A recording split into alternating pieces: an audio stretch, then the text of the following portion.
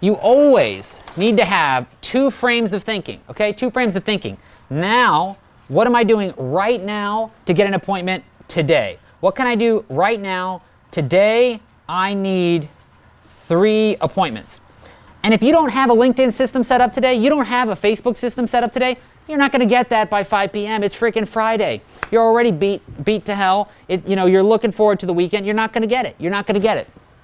But for the future, your other frame of mind, you do need to be building for the future. So between now and the end of the day today, you should spend some time getting meetings right now. And you should also spend some time building a system to get appointments. I do this every day. Every single day at my company, even me, right? My business is as big as it is. We'll do over 10 million in sales this year. Even as big as my business is, still every single day, I personally step in and do things to get the company appointments. And I do things to make better systems inside of our company to generate double, triple, quadruple, 10 times as many appointments as we currently have. So I'm constantly working on today. I'm thinking about it already. When I get off this webinar, it's only going to be 2 p.m. I'm going to go back there and help my team make some magic happen between now and the end of the day. I'm going to do a lot. I will personally get clients before the end of the day. Other people on my team will get clients before the end of the day.